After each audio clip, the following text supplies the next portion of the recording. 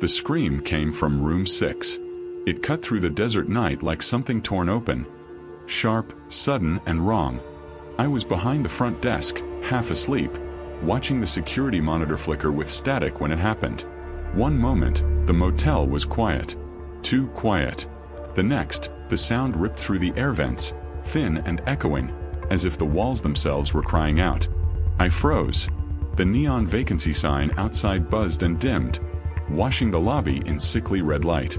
My coffee cup trembled in my hand.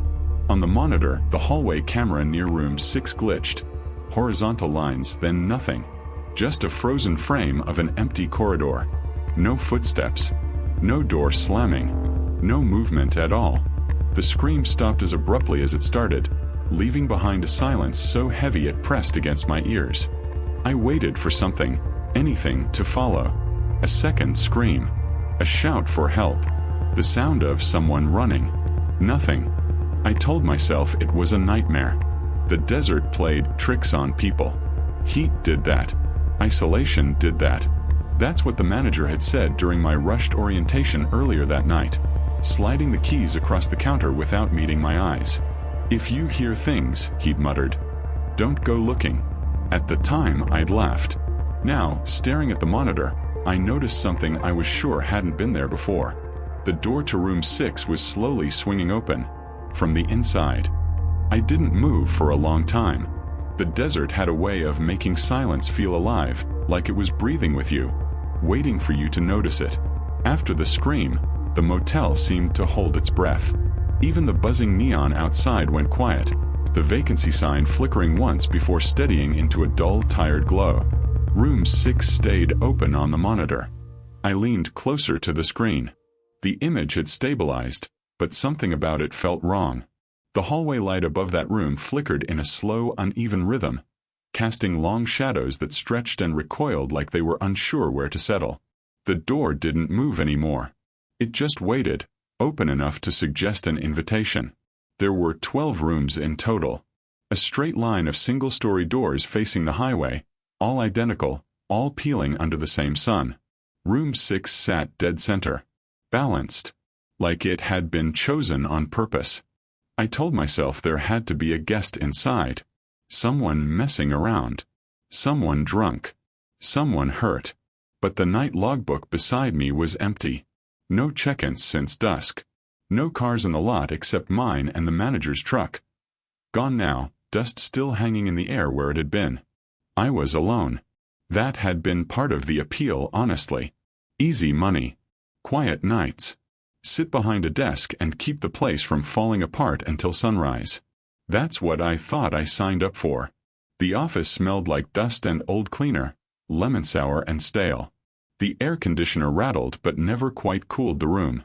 Somewhere inside the walls, something clicked every few seconds, like metal tapping metal. I hadn't noticed it before. Or maybe I had, and my brain had decided it wasn't important enough to remember. I stood slowly, half expecting the scream to come back the moment I did. It didn't. The key rack hung behind the desk, uneven, with numbers scratched into plastic tags. Room 6's key was still there. That should have comforted me. It didn't. Instead, it made my stomach tighten, like I'd missed a step going downstairs. I thought about calling someone. Police. The manager. Anyone. The phone sat on the counter, yellowed and heavy, its cord twisted like it had been wrung out too many times. I picked it up and listened for a dial tone. Nothing. I pressed the receiver harder against my ear, as if that would help. Still nothing. No hum. No click. Just dead silence. That's when I realized something else. The clicking in the walls had stopped. The motel felt aware. I stepped outside. The desert night wrapped around me instantly, cold and vast. The sky was clear, stars sharp enough to cut. The highway beyond the motel stretched empty in both directions, a black ribbon disappearing into nowhere. No headlights. No engine noise. Just wind moving through dry brush and the faint hum of power lines far off in the dark. The row of rooms stared back at me. Doors closed. Curtains drawn. Except for room 6. Its door was still open, spilling a wedge of darkness onto the concrete walkway. The light above it flickered once, then steadied. I waited for something to move inside that shadow. Nothing did. I took a step forward. Gravel crunched under my shoe, too loud. The sound seemed to echo longer than it should have, bouncing off the motel walls and coming back wrong. Flattened, delayed. This is stupid, I told myself. You heard a scream. You check on it. That's normal. I made it 3 rooms down before doubt really set in. The air felt thicker here. Heavier. Like walking into a room where an argument had just ended. I slowed without meaning to, my eyes tracking every window, every gap between doors. I kept expecting one of them to open. For someone to step out and ask what the hell I was doing. No one did. When I reached room 6, the smell hit me first. Not rot. Not blood. Something older. Dry. Like sun-baked fabric and dust sealed in a box for too long. I stood just outside the doorway.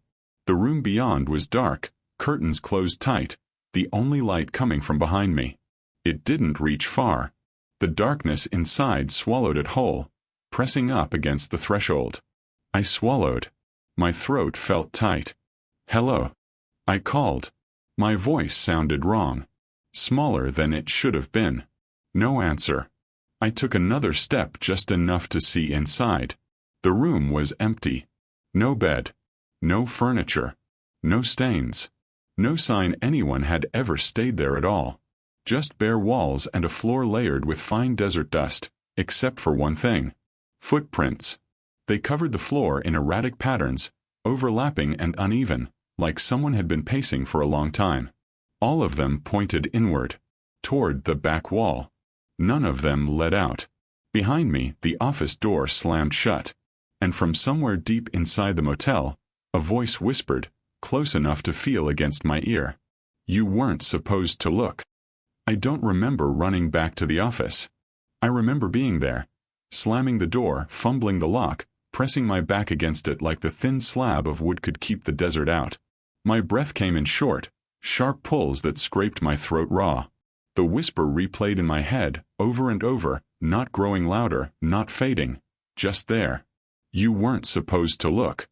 I waited for footsteps. They never came. Minutes passed. Or hours. Time thinned in that place, stretched until it felt useless. Eventually, the silence became worse than the fear. I forced myself upright and turned on every light in the office. The fluorescents hummed weakly, flickering like they might give up at any second. The monitor blinked back to life. All hallway cameras were normal now. Room SAX's door was closed. I stared at it, my heart hammering. I hadn't closed it.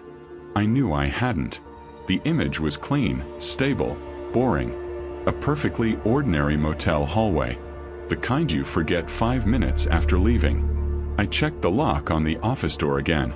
Still locked. No scratches. No sign anyone had touched it. That should have made me feel better. Instead, I felt watched. I spent the rest of the night sitting behind the desk, lights on, eyes fixed on the monitor. Nothing happened. No screams. No whispers. Dawn came thin and pale, bleeding slowly into the sky. When the manager returned, he didn't ask how my first night went. He just looked tired. You see anything? He asked, already reaching for the coffee pot. I hesitated. He looked up, then really looked at me, and his expression tightened, just a fraction. No, I said. He nodded once. Good. That should have been my cue to quit. I didn't. I stayed because nothing else happened. For 3 nights, the motel was quiet. Empty rooms. Empty highway. No sounds beyond the wind and the buzz of the neon sign. I started to think I'd imagined it. Stress. Sleep deprivation. Desert madness. The kind of thing people joke about until it happens to them. Still, I avoided room 6. I didn't clean it. Didn't inventory it. When the manager noticed the gap in the checklist, he didn't say anything. He just marked it off himself, his pen pressing hard enough to tear the paper. On the 4th night, a guest arrived. His headlights swept across the motel like a searchlight, briefly illuminating the doors, The windows, the dust hanging in the air. I felt a flicker of relief. Proof the world still worked the way it was supposed to. He was older, late 60s maybe, with skin burned dark by the sun and eyes that never stopped moving. He asked for a room. Cash only. One night. I handed him a key. He looked at the tag. Not 6, he said. I blinked. Excuse me. Any room, he said quickly. Just not 6. I swallowed. We don't assign 6. That wasn't true. Not officially. But the words came out anyway. His shoulders loosened. Good. He leaned closer, lowering his voice. You working nights? Yeah. A pause. His eyes flicked toward the row of rooms, lingering dead center. Don't listen, he said. Before I could ask what he meant, he took the key and walked away. I didn't see him leave. In the morning, his room was empty. The bed untouched. The bathroom dry. The key left neatly on the desk, aligned with the edge like he'd measured it. I didn't sleep that day. I started researching. The office had a dusty filing cabinet shoved into the corner, drawers sticking from years of neglect. Inside were permits, receipts, and old maintenance logs going back decades. The motel had changed names at least 4 times. Owners came and went. Renovations were promised, then quietly abandoned. Room numbers stayed the same. Except one. Room 6 appeared and disappeared in the records. Some years it was listed as storage. Some years it wasn't listed at all. In one maintenance log from the early 90s, the room numbers jumped from 5 to 7, as if 6 had never existed. Then there were the police reports. Missing persons. Unexplained disappearances. Always travelers. Always passing through. Always last seen somewhere near the motel. Room numbers were redacted. I found a handwritten note folded into one file, yellowed and brittle. Do not open it again. No signature. No date. That night, the sounds started. Soft at first. Like someone moving in the room above me. Impossible, since there was no second floor. Then footsteps in the hallway when the cameras showed nothing. A door handle turning slowly, carefully, testing. At 2:17 a.m., the lights flickered. At 2:18, the whisper returned. Not words this time. Breathing. Right behind me. I spun around. The office was empty. On the monitor, room SIX's camera glitched. The door opened. Something stood just inside the threshold. It didn't step out. It leaned forward like it was listening. I didn't blink. I couldn't. The shape was wrong. Too tall, too thin, its outline blurring at the edges like heat distortion. The light above the door flickered faster now, stuttering. The whisper sharpened into words. You see us now. I slammed the monitor off. The office lights died with it. In the darkness, the clicking in the walls returned. Louder, faster, surrounding me. Then came knocking. Not on the office door. On the inside of the walls. I don't know how long it went on. When the lights came back, the knocking had stopped. The walls were still. Silent. Whole. No cracks. No damage. Morning came again. The manager didn't show. His truck sat where it always did, keys still inside. His office door was open. The room beyond was stripped bare. No desk, no files, no sign anyone had ever worked there. Like room 6. I tried to leave. My car wouldn't start. No cell service. No signal. The highway stayed empty, hour after hour. No matter how long I walked, the motel never seemed to get farther away. When I turned back, it was always there, unchanged, waiting. That's when I realized the truth. The motel wasn't abandoned. It was hungry. And room 6 wasn't empty. It was full. That night, every door in the motel opened at once, including the office. And every shadow stepped forward, all of them wearing my face. The doors opened without a sound. Every single one of them. The motel exhaled, and the night rushed in. I stood frozen behind the desk as shadows spilled from the rooms, stretching across the concrete like oil poured too slowly.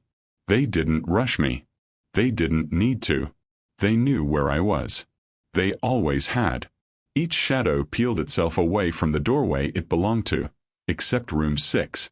Room 6 stayed dark. Too dark. The shapes moving toward me wore my outline. My height.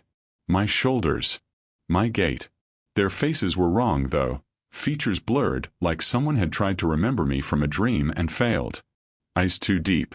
Mouths that opened a fraction too wide. One of them spoke.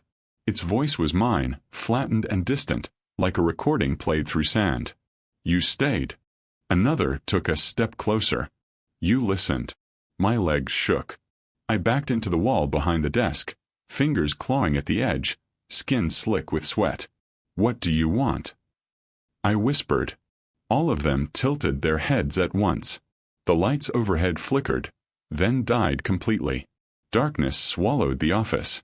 Something cold brushed my wrist. I screamed and swung blindly, knocking papers to the floor.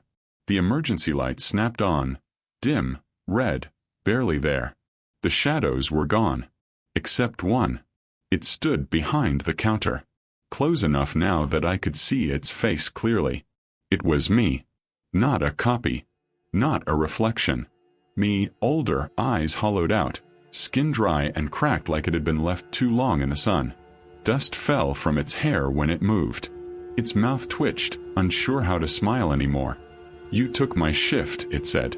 My knees buckled. No, I said. That's not. I said no too, it replied calmly. Once. The walls began to breathe. In and out. The clicking in the walls synced with it now, rhythmic, patient. The air thickened, pressing against my lungs. You heard us, it continued. That's how it starts. The motel listens for people who can hear. People who don't leave, another voice added. I turned. More of them stood at the edges of the room now, half-formed, emerging from the corners, the ceiling, the floor. Faces I recognized in flashes. My expressions rearranged. Fear, doubt, exhaustion. What is this place? I choked. The me behind the counter leaned closer. A pause, it said. Between places. Between lives. Travelers pass through. Most don't notice. Some do. And the ones who do. I asked. It smiled fully then. They stay. The office door slammed shut. The lock turned by itself. I ran. The hallway outside warped as soon as I crossed the threshold. Stretching, bending, doors sliding farther apart the closer I got. The exit sign flickered, its arrow pointing in every direction at once. Footsteps followed me. Not running. Walking. Unhurried. Whispers filled the air. Overlapping. Familiar. Don't listen. Not 6. You weren't supposed to look. I burst into room 6. The darkness inside was alive. The floor dropped away beneath me, not falling but opening, revealing a vast hollow space beneath the motel. Walls layered with dust and handprints. Thousands of them. Pressed in desperation. Some clawed deep enough to leave bone marks. Voices echoed from below. Not screaming. Calling. I staggered backward. And hit something solid. The door had closed. The room lit itself slowly, revealing what it really was. A collection. Beds stacked against walls like discarded furniture. Old uniforms. Name tags. Keys. Shoes without pairs. Photographs bleached white by time. People who had worked here. People who had stayed.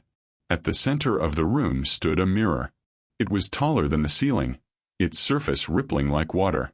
The me from the office stood beside it. This is where it finishes, it said gently. Or starts. Depends how you think about it. I shook my head violently. I won't. You already did. The mirror rippled. I saw myself behind the desk. Watching the monitor. I saw the scream.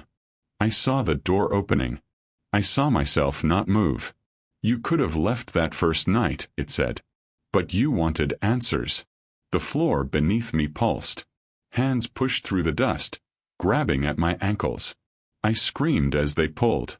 The mirror flared bright. Say it, the thing said. Say you'll stay. My voice broke. I just wanted a job. And we gave you one. The hands tightened. The room bent inward, walls curving, closing. I looked into the mirror. It showed the motel, quiet and whole, neon buzzing softly. Behind the desk, someone new stood there. Young, tired, hopeful, watching the monitor. I understood then. The motel didn't kill. It replaced. I won't, I whispered. The thing tilted its head, curious. Oh, it said. You will. The lights went out. When the doors opened again, the motel was quiet. The highway stretched empty. Room 6 was closed. Behind the front desk, I stood perfectly still, hands resting on the counter. The monitor flickered. A scream echoed faintly through the walls. I didn't move.